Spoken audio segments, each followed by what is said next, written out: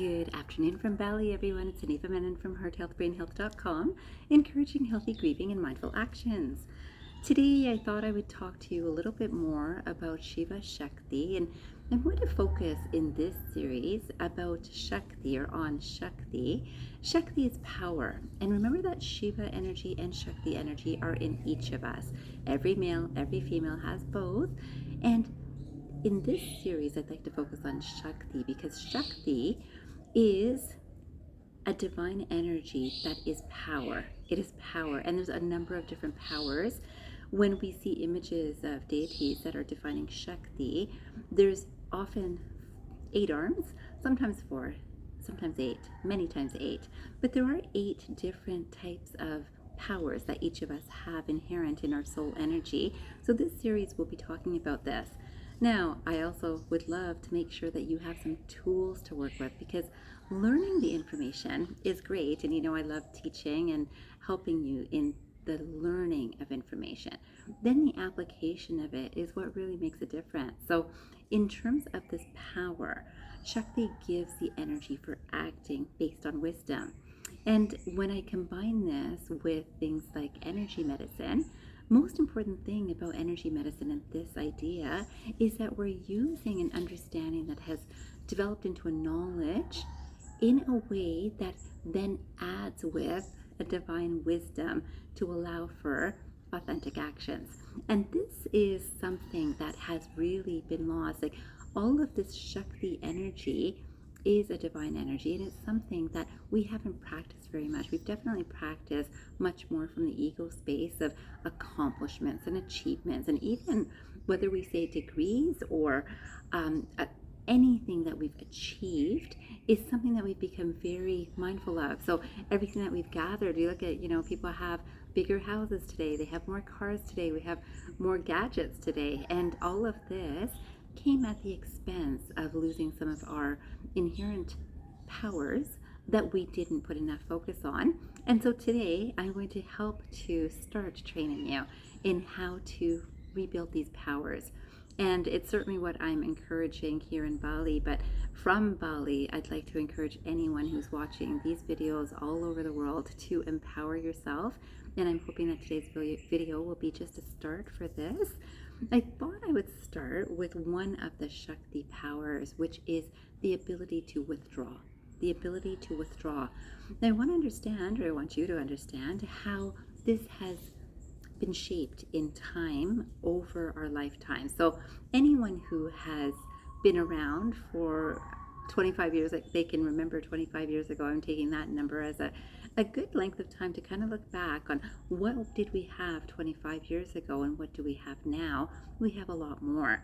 Yet this came at a cost. So as we got more comfortable with assets or with abilities to travel or the ability to have bigger spaces or to have more friends on Facebook, whichever way we look at it, it became all of the things outside of us that became very important. And the powers that are within us, we forgot about, and we gave power to the things that are outside of us. So the number of people I know, whether Facebook or not, that was of course tongue-in-cheek, whether it's the number of people I know, whether it's name dropping. It's not only that I know a lot of people, but I know really important people that you would know, people that anyone would know.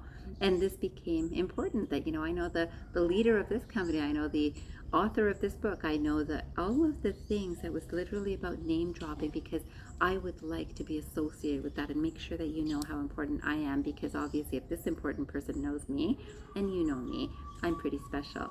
And this is, again, that ego development. Now I want to bring this back to Shakti, and this ability to withdraw. The withdraw is very interesting, that because things did advance technologically and in life and our experiences, people actually did withdraw. They withdrew from getting together with people that didn't agree with them, that's for sure. So if someone does not agree with me, rather than trying to understand another person's perspective, which takes Shakti, I said, well, I don't mind if this person doesn't agree with them. I just won't be getting together with them again. I won't call them anymore. I won't speak with them anymore. All of those things, this ability to adapt to others has decreased. And this adaptability is what we really need in all of our life experiences. We need it in a workplace. We need it in a home environment. We need it on the street. This, we can see that people are very reactionary, and we can see it's in all of these spaces that it's, I'm angry. Well, you know what? They said this, so I'm angry. I have a reason for it. And that's what we've developed. And we've told friends, we tell 5 friends, if this person did this, can you believe? Well, I would be angry too.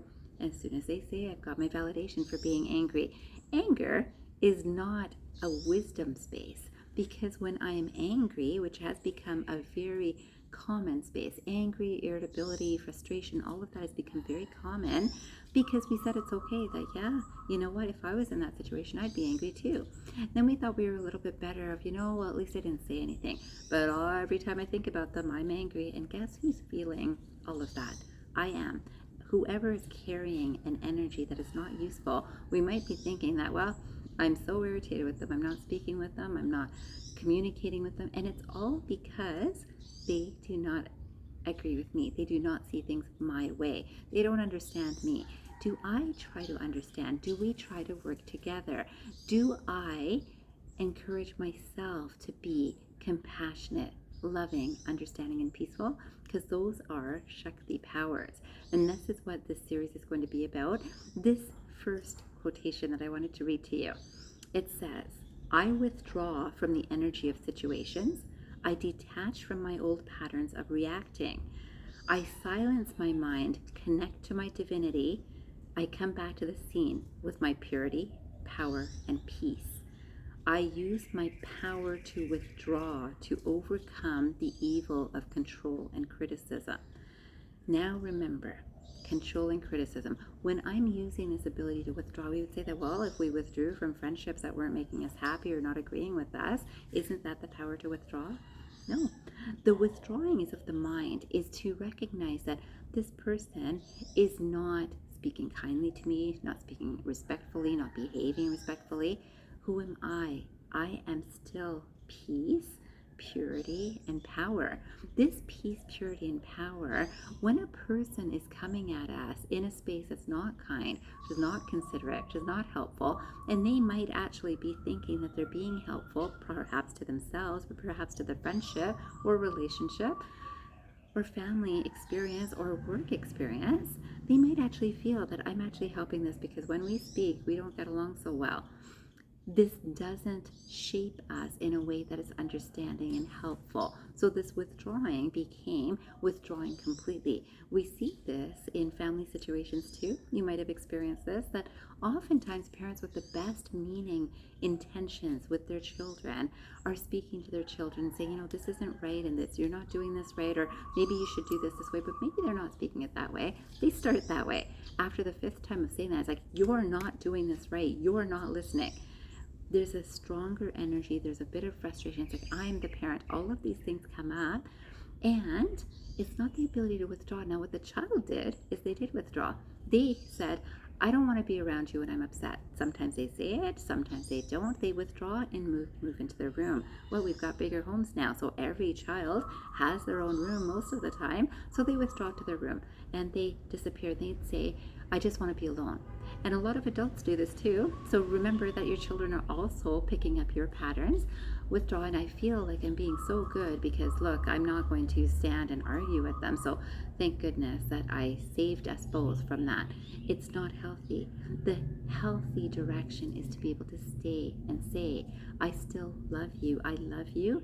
It's okay. I understand that you have a different way of seeing this, and it's okay. I love you, period. That's it's not dependent on whether you agree with me or not, that my love can flow to you, whether in a friendship, whether in a relationship, whether in a work environment, whether with a colleague, whether with a person on the street. You see how people can cut off someone, sometimes not even cutting off. Sometimes it's just getting in front of another person, and a person can be so enraged about, how did they get in front of me? I was doing just fine, and now they're in front of me, and now they're slow. So many different things that we've said, that's okay. Well, you know what? This person was driving slow, so I would get in front of them too. This is not kindness. This is not consideration. This is not compassion. This is not Shakti. So when we talk about this power to withdraw, the withdrawing is of the reactionary tendency that the mind has moved into. The reaction can be also going to a different room. The reaction can be not speaking with someone. The reaction can be, I'll speak nicely, but I'm thinking about, my worries and concerns and my frustration with this person. The mind needs to be aligned with the words that are being spoken and the actions that are being taken. If all of those are coming from a loving space, we would not have so many concerns in all sorts of relationships today. Today, I bring you back to Shakti and this power to withdraw into peace, which is Shakti. Withdraw into wisdom, which is Shakti. Don't withdraw with ego of, look how good I am. Yep, I'm just not going to say anything. There's so many people that are doing this today. Or I'm just going to go elsewhere. And this happens too in all sorts of situations. I don't like my workplace. I don't like the people that I'm speaking with. I don't like the people that work with me. And I don't like that someone got promoted instead of me. We have all of these reasons, and it doesn't bring out my divine energy. That's the concern. That I can be not happy that someone got a promotion that I wanted. I can be not happy that someone got the best office. I can be not happy that someone is not speaking with me kindly. It does not shape how I speak, how I behave, how I know what energy flows from me, goes through me first, affects me first, affects every cell of my body, mind, body, life experience, and then affects the other. Yet I feel like I'm going to really show them, you know what, they want to chat with me, and I'm not going to pay attention to them. This is really important because the person getting hurt in this situation is the person who feels like they're in power, and that power is very empty. So that's one thing. Now again, I wanted to give you a tool to work with in terms of energy work. And I thought I'd read this. I think it's a quotation. Seems like it's from some text. And unfortunately, I don't have the actual person who's written. I haven't got an author for it. But it is actually working on energy medicine. And it's exactly what we're talking about right now. This says, conquer anger by calmness. Conquer evil by good. Conquer miserly by charity. Conquer lies by truth. Now, we can do this ourselves. I discover that I'm speaking a lie about something. I move into, I speak truth. Be aware of what's coming out of your own mouth. Most of the time, we're most aware of when it comes from the other side, because we have justifications for all of these things. I am angry because of, I am doing something not good. I'll say it says evil. Because that's what everyone does in society. This is just how this world works. And I can tell you, I've had people say this to me, that, Hanifa, people don't think like you, and that's not how the world works. And you'll find this too. And then we start convincing ourselves that that's true. Yeah, I have to be a little bit more underhanded. I don't, and I choose not to be. And I hope that you will choose this too. So when I discover that, wow, maybe that was a little bit not quite straightforward, not quite the best of me, conquer that by good. This is also when we're seeing it from someone else. So again, miserly is holding back on giving something by charity. Charity can be, this doesn't have to include money. I mean, it can include money, but this doesn't have to be about money. The miserliness of, I'm keeping to myself, I don't have time for anyone. And it's really because everyone upsets me and no one really understands me, so I'm going to be miserly with my interaction. That's if it's coming from a miserly space, and it's because we will understand this of, you know what, I don't have time for this person. As the minute you say this, you know that you're being miserly with your time, with your energy, with your efforts, with your help. Any way that you can help another person that you know you can, and if you're choosing not to, that's miserly. You conquer that by charity. You conquer lies by truth. Again, if you are the one speaking, start moving to truth. And know that all of these things that are on the not so good side are affecting us first. Most often, we notice when these things are coming towards us from another person. So we see someone who is angry, and they might be on the street beside us, or they might be speaking it directly to us. When someone's energy is like that towards us, we will see that we could either mirror, they're angry, and this is what's happened in the Iron Age that we're in right now. They're angry. We've been taught, for power, be louder. So I'm going to shoot back my own anger. Well, you didn't do this, a person says to me, whether work or home. You didn't do this, so that's why I'm angry with you. And I'll say, but you didn't do this. And then it becomes a fight of two egos. And this happens all the time. And then what we've discovered is if we're a little bit louder, the other person gets a little bit scared. So I'm going to be really loud and a little forceful. And sometimes people will bang their hands or fist on a table. Anything, stomp their feet. Isn't this like children? Don't we see children do this? Have we gone back to being children? And if we have, correct ourselves. It's not about thinking, oh, all these times that I've been acting like this. It's not. Don't lose and waste time in thinking about, there is a lot of times that I've acted like a child. Don't waste that time. Recognize it and overcome it. You conquer it by doing the exact opposite. Today, don't take those sorts of actions. When you discover that, oh, I feel like I'm angry or I have been angry, right away switch it to, I'm conquering this with calmness. Calmness. I've got calmness. That's your inherent nature. That's all of our inherent natures. The fact that we have an intention to move back to that inherent nature, you will see how easy it is. But unless we actually make the attempt, we'll find all sorts of reasons not to. So today, I leave you with this idea.